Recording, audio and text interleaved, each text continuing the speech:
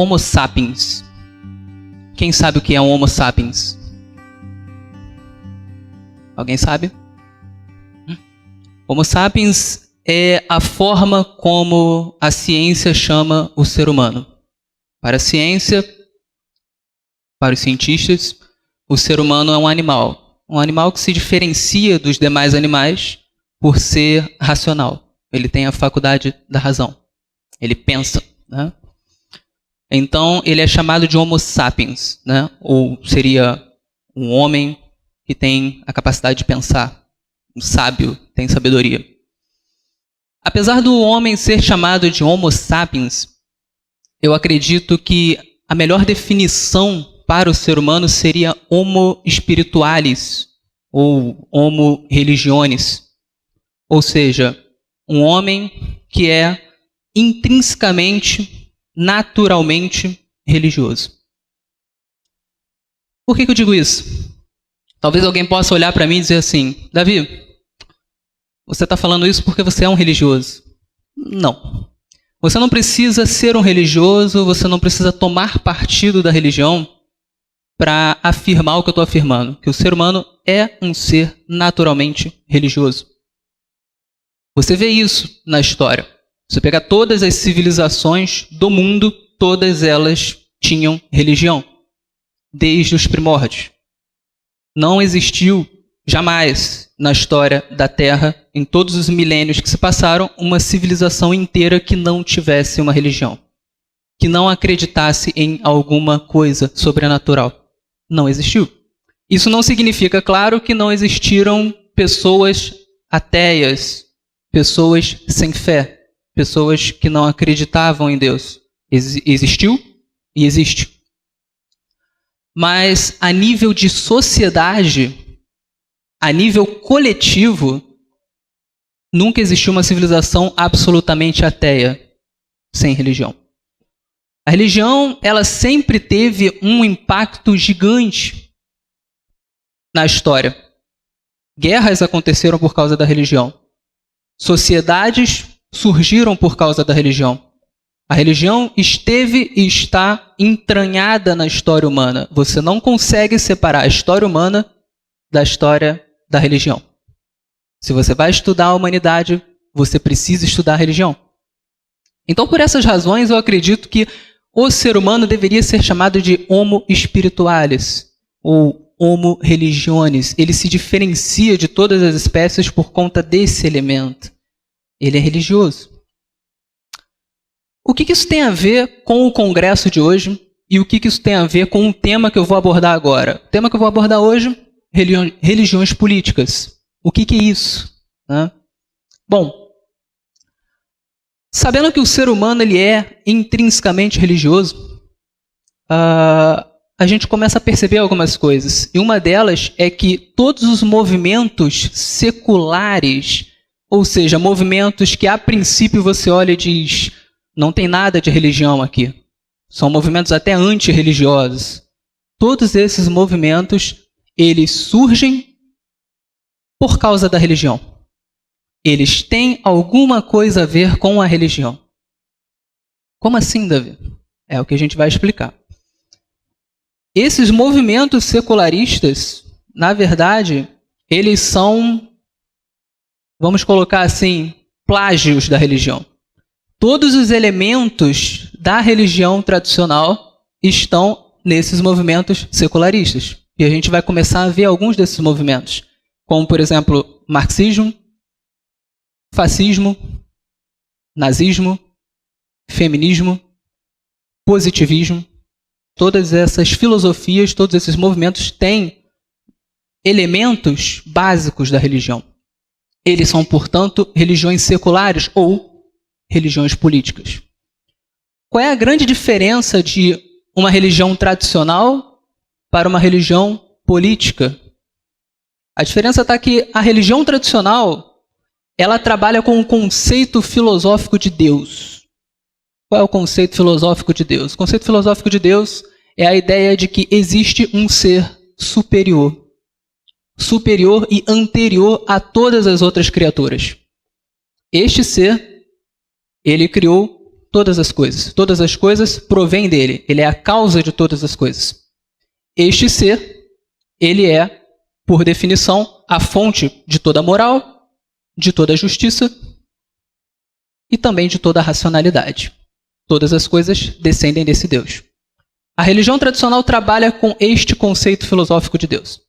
E é interessante a gente notar que até mesmo as religiões politeístas do passado, aquelas religiões mais tribais, até mesmo elas trabalhavam com o conceito desse Deus soberano. Como que funcionava? Todas as religiões, dentro do seu panteão de deuses, eles acreditavam que existia um Deus primário. Um Deus do qual todos os outros surgiram. Um Deus que permitiu que todos os outros viessem à existência. Esse era o Deus criador. O que aconteceu ao longo do tempo foi simplesmente que o ser humano ele foi se esquecendo desse Deus criador. E ele foi adotando para si outros deuses. Então ele olhava para o sol e dizia, é um Deus. Ele olhava para a chuva e dizia, é um Deus. Ele olhava para o mar e imaginava, tem um Deus que controla o mar. Ele começou a imaginar vários deuses. E aquele Deus primário, o Deus criador, ele foi sendo esquecido. Mas ele existia. Tanto é que se você for ler a Bíblia, você vai ver diversas passagens em que, quando os judeus estavam em contato com pagãos, e eles falavam, eu sirvo ao Deus de Israel, a descrição era sempre o Deus que fez o céu, a terra, o mar e a fonte das águas. Toda vez que um judeu conversava com um pagão, ele dava essa descrição. E aí, quando ele falava isso, o pagão não dizia, não acredito no seu Deus. O pagão acreditava. Porque na cabeça dele, existia um Deus criador. E Israel seguia a esse Deus criador. Eu poderia seguir o Deus Sol, o Deus Lua, o Deus Vento, o Deus da Morte, mas tinha um Deus criador. E Israel seguia esse Deus. Então a religião tradicional, ela é, na verdade, a gente pode usar esse conceito como todas as religiões que possuem uma ideia de um Deus primário, um Deus criador, do qual vieram todos os outros, do qual veio a existência tudo. É óbvio que existem diferenças entre as várias religiões. O cristianismo ele vai crer apenas nesse Deus. É o monoteísmo. Assim como os judeus, eles não vão crer em mais de um Deus. É diferente dos pagãos antigos. Mas, para efeito de comparação com a religião política, que é o que eu vou explicar agora, a religião tradicional é isso. São todas as tradições religiosas que trabalham com o conceito de um Deus criador. É a religião tradicional. Trabalha com o conceito, portanto, de sobrenatural, com o conceito de metafísica, enfim. Religião tradicional. Entretanto, existe a religião política, que são justamente os movimentos seculares que pretendem fazer aquilo que a religião faz. Então, esses movimentos, todos eles serão, de certa forma, redentores, ou pelo menos a pretensão deles é serem redentores.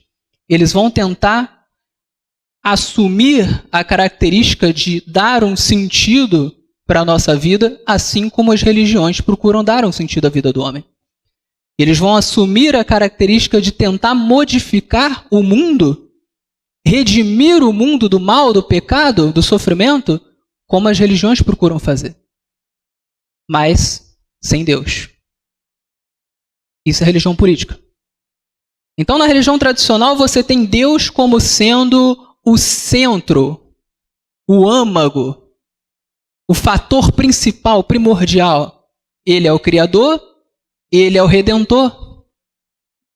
Na religião política, isso se encaixa em qualquer movimento secular que pretenda ser redentor, você já não tem mais Deus como a figura central. A figura central passa a ser qualquer outra coisa. E a solução já não vem mais do alto. Ela vem daqui da terra. A gente usa o termo político simplesmente para se referir à obra humana. As religiões políticas nada mais são do que movimentos que pretendem salvar o mundo através da obra humana. Para fazer uma viagem sobre isso, eu gostaria de abordar com vocês uma estrutura humana. O ser humano, ele possui 3 sensos. E é importante a gente trabalhar esses sensos para a gente entender como é que se dá a religião política. Como é que ela se origina. O primeiro senso do ser humano é o senso de valor e moral. Senso de valor e moral objetivos. O que significa isso? Estou aqui olhando um monte de pessoas. Todas essas vidas, para mim, são importantes. Isso é você valorar. Você olha para uma pessoa viva e você diz, essa vida importa. Se alguém entrar aqui nessa igreja e resolver matar alguém, todos vão achar errado. Por quê? Porque a vida importa. A gente olha para as coisas e a gente valora. A gente dá valor às coisas. A gente dá valor à vida humana. A gente dá valor à liberdade. A gente dá valor às coisas. Esses valores são valores objetivos. Não é uma questão de opinião. Se alguém entra aqui e mata alguém, não é uma questão de opinião. Ah, ele matou, ele fez aquilo que ele achava que era o certo. Não, ninguém vai dizer isso. Ele matou, ele está errado. Por que ele está errado? Porque a gente valora a vida humana. A vida humana tem valor. Não é valor para ele, não é valor para mim. A vida humana tem valor independentemente se eu gosto da pessoa ou não. Isso é valor objetivo. O contrário de objetivo é subjetivo, é aquilo que é referente ao meu gosto. Se eu gosto de azul mais que vermelho, isso é subjetivo. Não é que o azul seja melhor que o vermelho, é porque eu acho isso, é o meu gosto, isso é subjetivo. Mas objetivo são coisas como, por exemplo, é errado torturar, é errado violentar uma pessoa. Isso é objetivo. É errado. É errado hoje, é errado amanhã, é errado em qualquer lugar. Este é um senso de valor. Todas as pessoas têm esse senso de valor. O senso de valor ele está intimamente ligado, como vocês podem estar percebendo, ao senso de moral ou moralidade. Por você valorar as coisas, você consegue emitir juízos de certo e errado, justo e injusto, bom e mal. Você olha para algo e você diz, isso é mal. Se alguém pega a sua carteira, você vai dizer que isso é errado, que é injusto, e todos vão concordar com você. Isso é moral. Então, o primeiro senso é um senso de valor e moral. Não importa o quão ruim uma pessoa seja, ela tem um senso de valor e de moral. Ela pode passar por cima desse senso, mas ela tem esse senso. Todas as sociedades possuem um senso de valor e moral. Pode ser um senso distorcido? Pode, mas elas têm. Ninguém vive absolutamente sem valores e sem moral. Você pode discutir valores e moral, mas você sabe que existe. O segundo senso seria um senso ou uma noção de sentido para a vida. E esse senso, ou essa noção, se divide em 2 partes. O sentido coletivo da vida e o sentido individual da vida. Todos nós temos esses 2. O que seria o sentido individual da vida? Todos nós precisamos de metas, de projetos.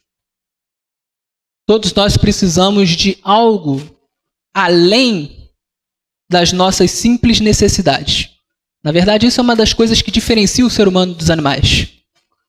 A gente cria coisas que não são necessárias para a gente sobreviver.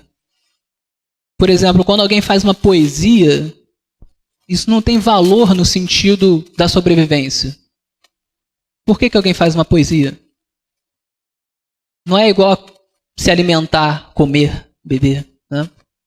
Ou quando eu crio algum esporte, algum jogo, isso não tem valor para a sobrevivência. Quando um atleta ele fica o ano inteiro treinando para conseguir chegar em primeiro numa maratona, isso não tem valor para a sobrevivência. O ser humano ele faz coisas além daquilo que é meramente sobrevivência. Por quê? Porque o ser humano precisa de um sentido para a sua vida. Se você só comer, trabalhar, para depois comer de novo, para depois trabalhar de novo, você não tem sentido na vida. E o ser humano não consegue viver sem esse sentido. Mas esse é um sentido individual. É alguma coisa que faz você, indivíduo, pessoalmente, se sentir vivo. Eu costumo fazer uma diferenciação entre sobreviver e viver. Eu trabalho das 8 da manhã às 10 da noite. E eu digo que nesse período eu estou apenas sobrevivendo. Eu vivo de fato quando eu chego em casa. Quando eu posso fazer aquilo que eu quero. Se você tira isso da vida de um ser humano, você tirou o sentido da vida dele. Esse é o sentido individual. Mas existe o sentido coletivo. E isso é interessante. Às vezes a pessoa faz da sua vida individual tudo o que ela quer. E mesmo assim se sente vazia. Vocês já devem ter visto isso e talvez até sentido isso. Às vezes a pessoa tem uma vida muito boa. Tudo o que ela quer, ela faz. Mas ela sente que tem alguma coisa errada.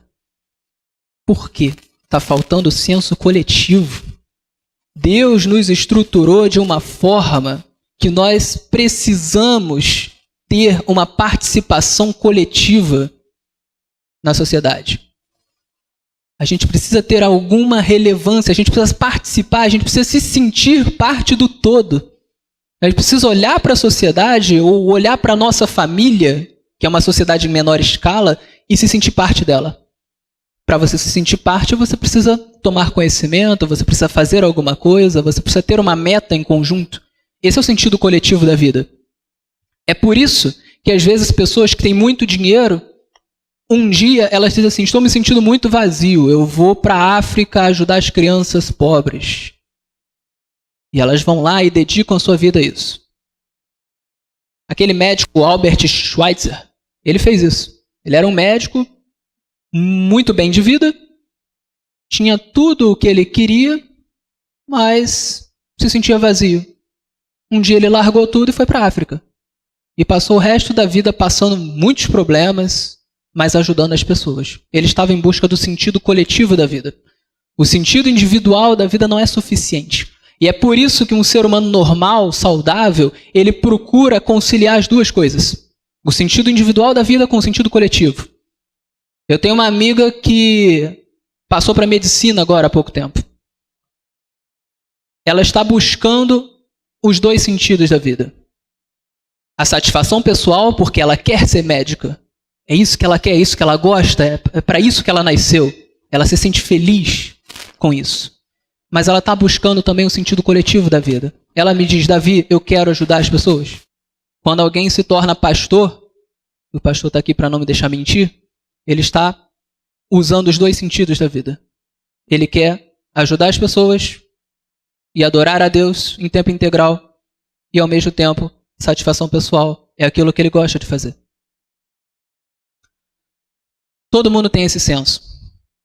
Esse é o segundo senso. Então, o primeiro senso, como eu falei, é o senso de valor e moral. E o segundo senso, o senso de sentido da vida, que se divide em coletivo e individual.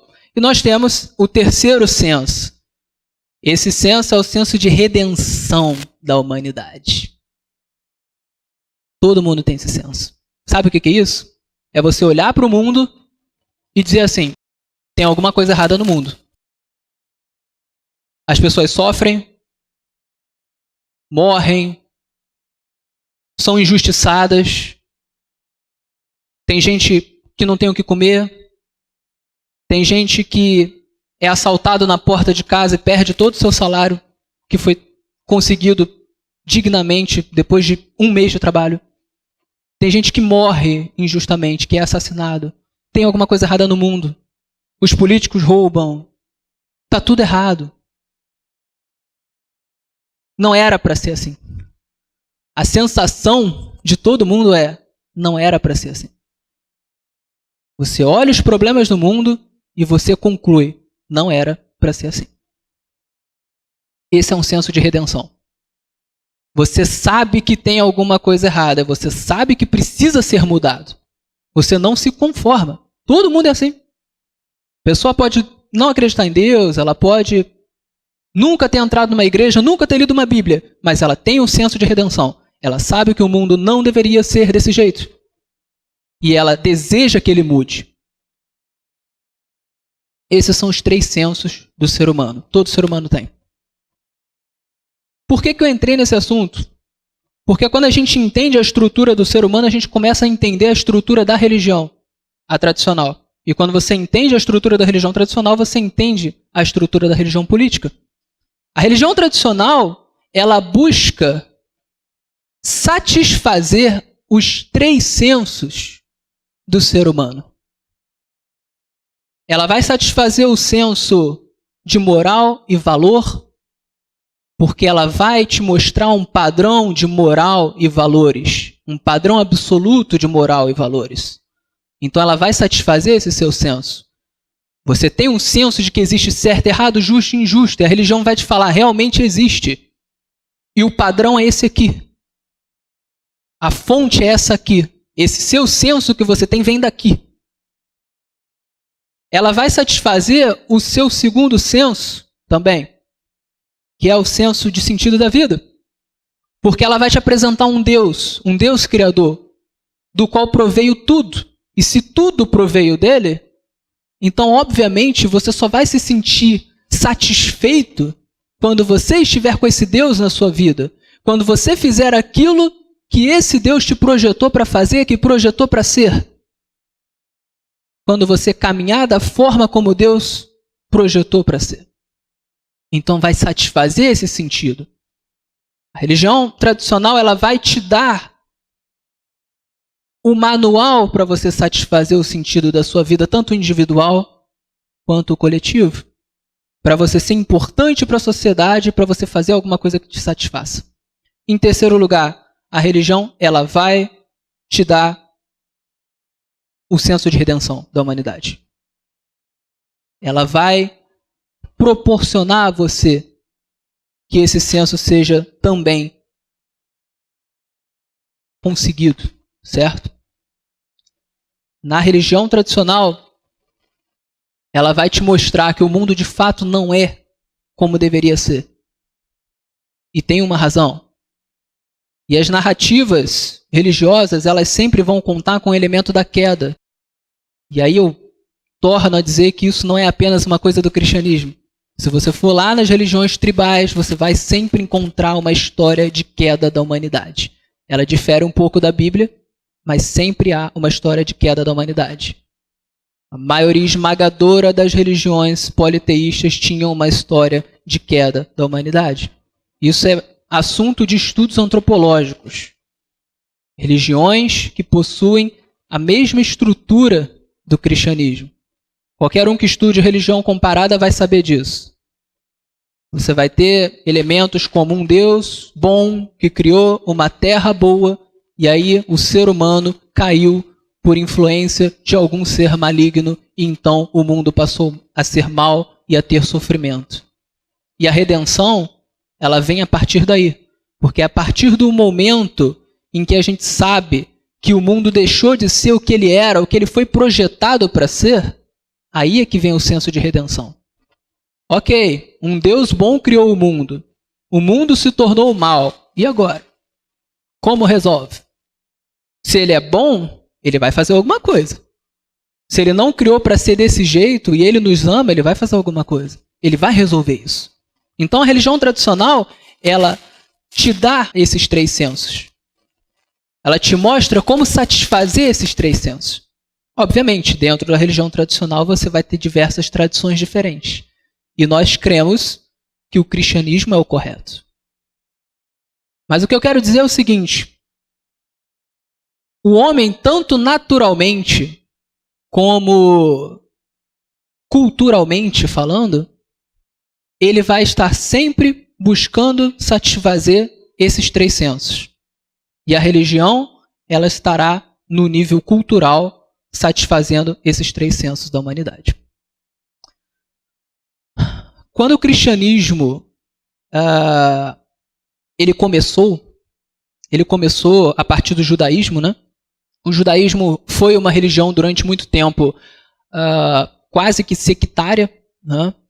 Em um mundo onde todos eram politeístas, você tinha apenas os judeus que eram monoteístas e guardavam as verdades de Deus.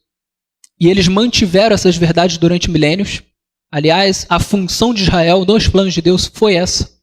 Foi manter as verdades de Deus até que o Messias viesse, até que Cristo viesse.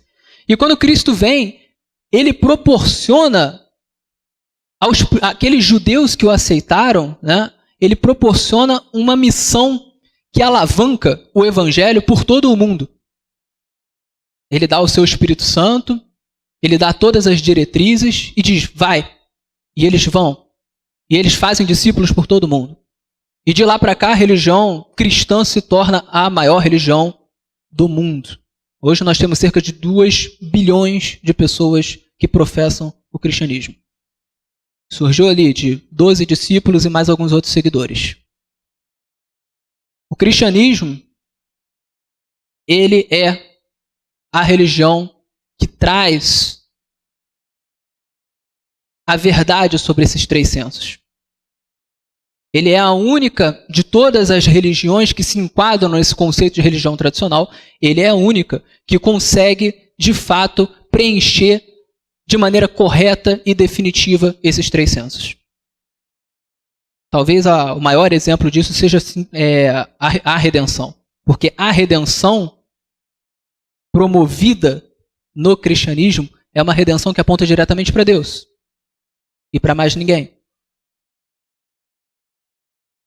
O que acontece? A cultura cristã ela se espalha pelo mundo, principalmente pela Europa. E a Europa é cristianizada, de fato. As pessoas passam a pensar dentro do modelo cristão, certo? Isso significa que esses 3 censos eles passam a fazer parte, muito vivamente, de todas as pessoas. Só que aí vem um período da história chamado Iluminismo. E esse período é um período em que as pessoas começam a questionar a religião. Filósofos, intelectuais começam a questionar o cristianismo. E eles começam a fazer isso, em parte, com razão. Porque, de fato, durante o período em que o cristianismo ele se tornou cultura na Europa, existiram muitos desvios. Nós sabemos disso. A igreja se corrompeu, tanto moralmente quanto doutrinariamente. E isso começou a gerar questionamentos, críticas, antipatias. Certo? Então, ao pipocar essas pessoas criticando a religião, criticando principalmente o cristianismo, que era a base da cultura europeia, alguns começaram a propor alguma coisa que se colocasse no lugar da religião. E é aqui que entra, de fato, o tema da nossa palestra. Um grupo de pessoas chamadas deístas, vocês já devem ter ouvido falar nesse termo, talvez tenha sido o pontapé inicial desse processo de afastamento da religião tradicional e a aproximação da religião política. Né? Qual era a proposta dos deístas? A proposta dos deístas é assim, não, tudo bem, Deus existe, eu acredito nisso, mas eu não acredito nesse negócio de Bíblia, eu não acredito nesse negócio de milagres, eu não acredito nesse negócio de intervenção divina, revelação, profetas, profecias, igrejas, hierarquia. Eu não acredito em nada disso. Eu acredito em Deus. Deus criou, tudo bem, eu acredito. Mas eu não acredito em nada dessas outras coisas. Creio que Deus criou o mundo, mas Ele não intervém. Ele criou o mundo e se afastou. E Ele apenas assiste o espetáculo que ocorre no palco desse mundo, sem fazer nada. Logo, se o mundo está ruim, a redenção não vai vir do alto. Então era nisso que os deístas acreditavam. Começou a pipocar esse tipo de pessoa, né? E a posição deísta era uma posição bastante interessante para a época, porque As pessoas não estavam preparadas para simplesmente negar a existência de Deus.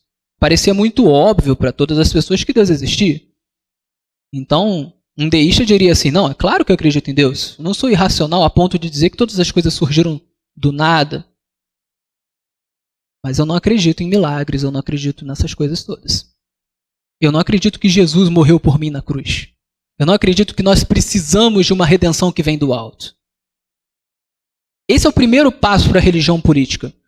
Quando você começa a limitar a atuação de Deus, dizendo que ele não intervém ou não precisa intervir, ou que nós não precisamos da intervenção divina, você começa a substituir a religião tradicional pela religião política. Porque a sua redenção já não vem do alto. Mas se a sua redenção não vem do alto, e aí que está o X da questão, de onde ela vem? Você tem um senso.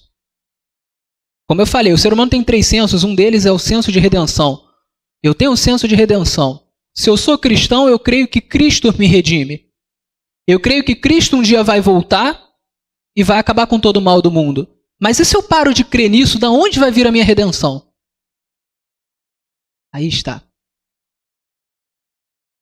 Os deístas, eles abriram as portas para que as pessoas começassem a pensar, principalmente os intelectuais da época iluminista, começassem a pensar no seguinte, olha só, essa ideia de que o ser humano é mau por natureza, de que o ser humano ele não consegue mudar o mundo, isso é mentira. Claro que consegue. Porque se a redenção não vem do alto, a redenção tem que vir de nós. Então, a partir do momento em que as pessoas começam a deixar de lado a redenção que vem do alto, elas começam a pensar que a redenção vem de nós.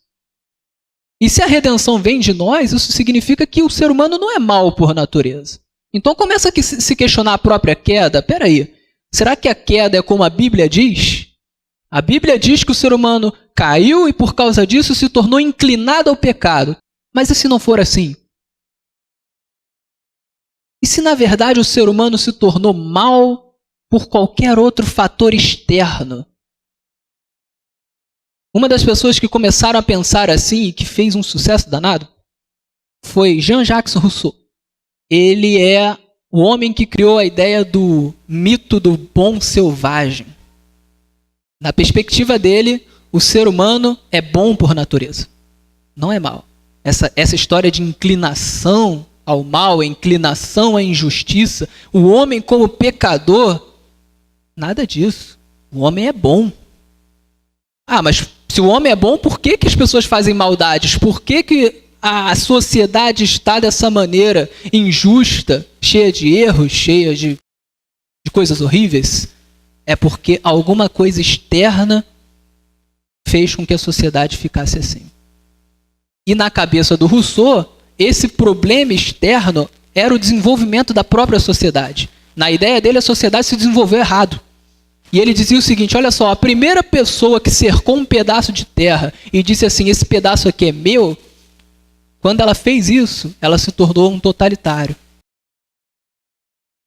E quando ela encontrou pessoas que acreditassem nisso, ela passou a dominar sobre essas pessoas. Aí se criou a injustiça. E a injustiça passou a existir a partir daí. Então você veja o que o Rousseau fez. Ele substituiu a narrativa bíblica por uma narrativa terrena. Uma narrativa política. Na ideia dele, o problema não era mais o pecado. O problema não era mais a desobediência a Deus. O problema era que alguém criou uma propriedade. E isso criou injustiça. Ou seja, é um problema externo ao homem. E se é um problema externo, pode ser mudado. Se o problema é uma propriedade, a gente destrói a propriedade privada e vamos viver num paraíso. Se o problema é a desigualdade política ou a desigualdade econômica ou qualquer outra coisa, a gente resolve. Se o ser humano é bom por natureza, ele tem capacidade de mudar essas coisas sozinho. Ele não precisa de intervenção divina. Essa era a ideia do Rousseau. E aí ele começa a escrever, ele tem vários livros, né? Esse que eu citei agora é um artigo gigante, o título chamado discurso sobre a desigualdade, a origem das desigualdades dos homens entre os homens. Quem é de faculdade com certeza já leu esse artigo. Mas ele também tem um livro chamado Contrato Social e muitos outros. Ele influenciou demais a Revolução Francesa, assim como outros intelectuais da época. Então, o cerne da Revolução Francesa, e a gente vai falar um pouquinho sobre ela também, é a ideia de que o ser humano é bom por natureza, capaz de resolver os problemas da sociedade sozinho, capaz de transformar a sociedade em um paraíso e independente de Deus.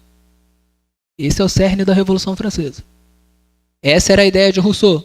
Essa era a ideia da maioria dos deístas e iluministas da época. E essa é a ideia que começou a ser disseminada principalmente nas faculdades. A Revolução Francesa foi uma revolução totalmente baseada nessa ideia do homem bom que consegue transformar a sociedade sozinho. E os resultados são interessantes, né? A Revolução começou em 1789. Começou porque se queria derrubar o rei, que era um monarca absolutista à época, ele tinha todo o poder. E os revolucionários eles eram bem sanguinários e também devassos, né? A época da Revolução Francesa é uma época de muito derramamento de sangue, de muita devassidão. Inclusive Ellen White fala sobre isso no livro dela. E você vai encontrar muitos escritores da época falando sobre isso. Entre eles o Edmund Burke, considerado o pai do conservadorismo, e que fez ferrenhas críticas à Revolução da época, dizendo que ela era uma revolução de muitos excessos. E foi. A guilhotina foi criada na Revolução Francesa. E na Revolução Francesa houve o chamado Reinado do Terror. Quando os revolucionários mataram o rei e assumiram o poder de vez, eles criaram um totalitarismo. E eles começaram a matar todo mundo que eles achavam que era um antirrevolucionário. Estima-se que de 1793 a 1796, que foi o período do Reinado do Terror, tenha se matado cerca de 50 mil pessoas. Na França. Um lugar bem pequenininho. Foi uma revolução muito sanguinária. E aí tudo isso foi feito, teve uma instabilidade política enorme. E aí depois de tudo isso, muitas cabeças arrancadas, muitas coisas horríveis sendo feitas, padres sendo mortos, freiras sendo estupradas. Isso acontecia demais, porque a revolução ela era extremamente antirreligiosa. Acreditava-se que a religião era coisa de ignorante e que, portanto, numa nova sociedade era preciso extirpar a religião. E extirpar a religião, você precisa extirpar os religiosos, principalmente o clero. Então se matava padre, se matava freira. E depois de tudo isso, o que aconteceu? Acabou a Revolução em 99, Napoleão Bonaparte assumiu e virou um ditador. Ou seja, uma revolução cheia de sangue que não deu em nada. Eles fizeram a revolução para derrubar um monarca absolutista e no final dela subiu um outro monarca absolutista. Mortes e mais mortes. Conseguiram criar o céu na terra, o paraíso que eles queriam? Não conseguiram. A história é uma coisa interessante, porque você tem como olhar para trás e falar assim, olha, esse pessoal fez isso, não deu certo, eu não vou fazer de novo. Experiência, né? Pelo menos o sábio pensa assim. Mas revolucionários não pensam dessa maneira. As pessoas que seguem essa linha, as pessoas que abraçam uma religião política, elas nunca estão satisfeitas. Elas sempre acham que podem continuar. Porque, afinal de contas, a redenção não vem do alto, ela vem daqui, da terra, do que a gente faz. O problema não é o pecado, o problema é a propriedade privada, ou o capitalismo, ou os homens, ou, sei lá, qualquer outra coisa. Acha um culpado. A religião política é isso, você acha um culpado e você vai lutar para destruir aquele culpado. E aí você vai ter um céu na terra. Então a Revolução Francesa foi apenas a primeira, ela é chamada de a mãe das revoluções. Você vai ter um monte de outras revoluções depois disso e um monte de outras teorias surgindo, porque a religião política, ela abriu as portas para as teorias. Ao dizer que a redenção não vem do alto, mas vem de nós mesmos, ela abriu as portas para que qualquer outra coisa pudesse ser a redenção. Cada um escolhe a sua.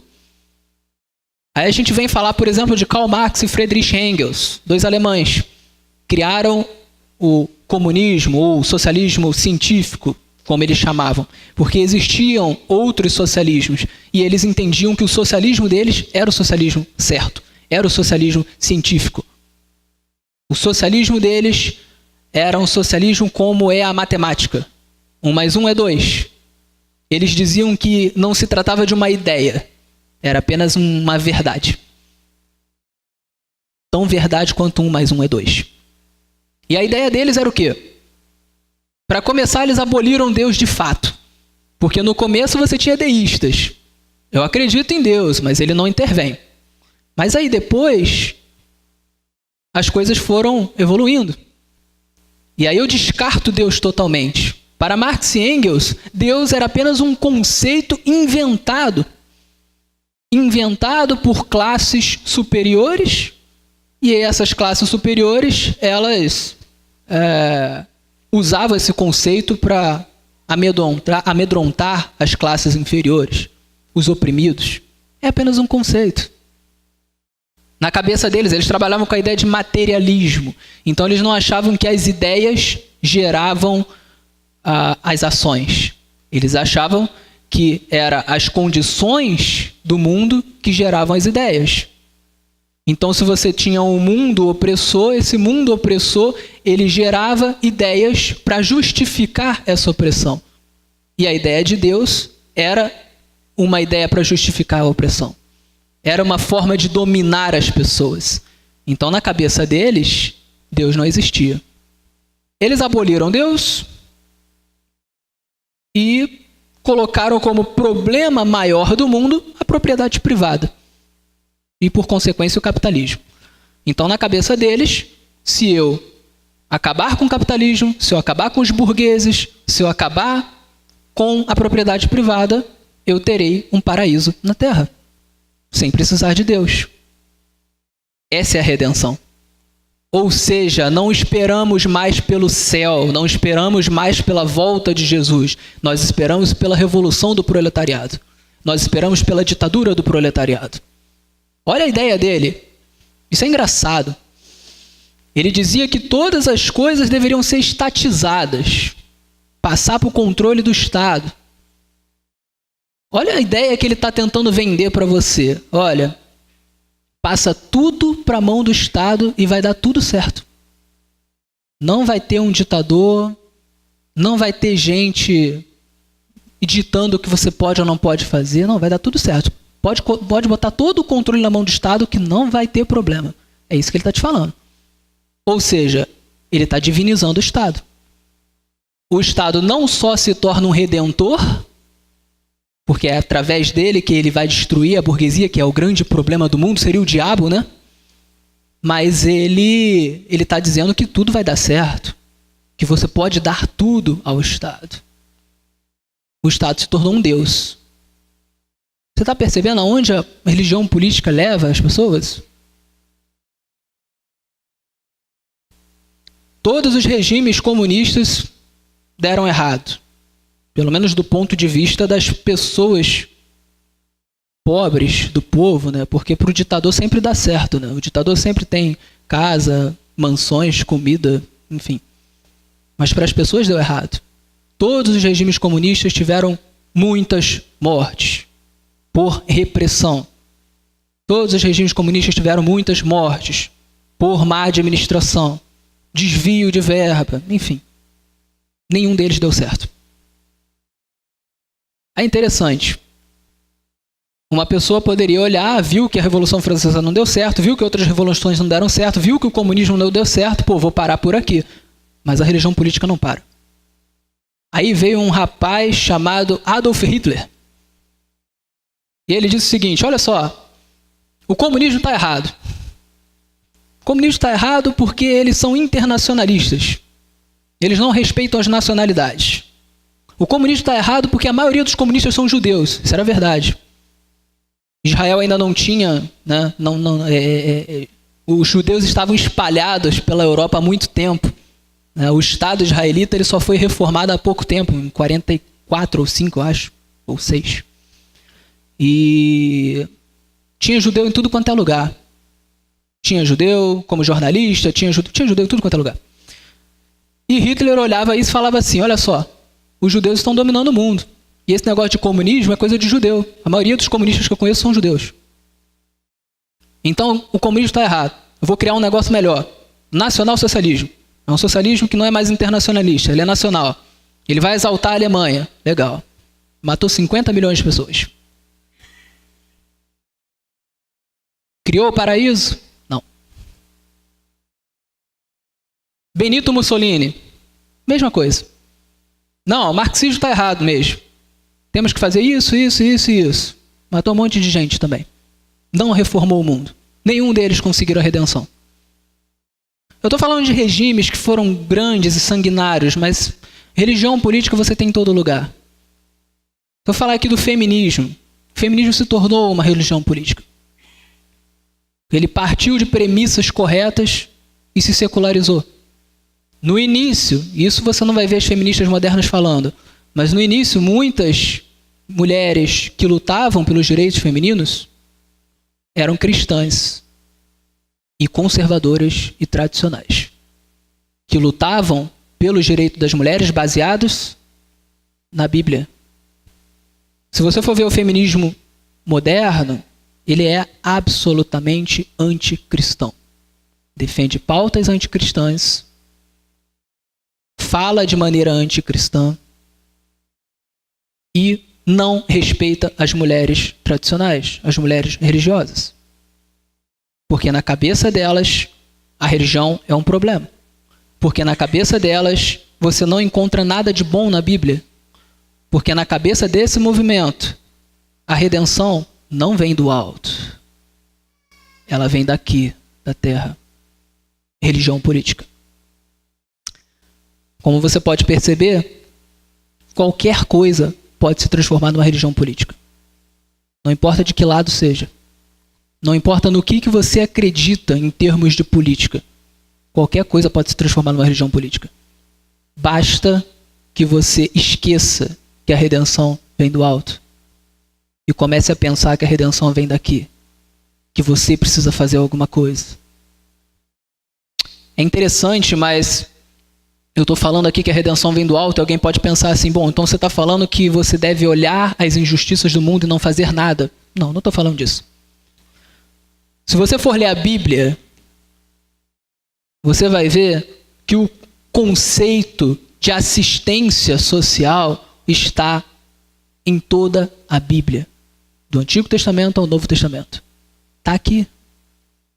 Culturalmente falando, se a gente tem hoje hospitais, se a gente tem hoje universidades, é por causa do cristianismo. Se você for estudar a história, você vai ver isso. As primeiras grandes universidades, todas elas eram cristãs. Já ouviu falar em Harvard? Era cristã. Bolonha? Cristã. Todas elas eram cristãs. Invenção cristã. E eram muito melhores do que são hoje. Hospitais, orfanatos, tudo isso veio do cristianismo. A ideia de assistência social, você vê um político, um revolucionário, um jovem de faculdade do DCE falando sobre justiça social e você acha, nossa, que coisa magnífica! Mas isso já tem milênios. Foi criado pelos judeus e expandido pelos cristãos. Você já leu a Bíblia? Está aqui. Então, a religião política, ela é uma contrafação da religião tradicional. Uma cópia deslavada, um plágio. Não serve para nada. Se você quer realmente pegar esses 3 sensos que você tem e alimentá-los devidamente, satisfazê-los devidamente, você não pode sair daqui. Você não pode procurar redenção em cada esquina, em cada filosofia. Você precisa ter uma cosmovisão cristã, que é uma cosmovisão verdadeira. Porque enquanto você estiver procurando a sua redenção em outros lugares, você não vai a lugar nenhum. Porque ela não está em outros lugares. O ser humano não é bom por natureza. O ser humano não vai reformar o mundo sozinho. A redenção não vem de movimentos seculares. Ela vem daqui. Eu quero terminar essa minha palestra com um texto que está em Colossenses. É um texto que eu gosto muito. Ele diz o seguinte, quem quiser acompanhar comigo, Colossenses 2, dos versos 8 ao 9, diz o seguinte: cuidado, que ninguém vos venha enredar com sua filosofia e vãs sutilezas, conforme a tradição dos homens, conforme os rudimentos do mundo e não segundo Cristo, porque nele habita corporalmente toda a plenitude da divindade. Cuidado. Vão tentar vender para vocês outras redenções, outros sentidos para a vida, outros sistemas de valor e moral. Não comprem, são mentirosos.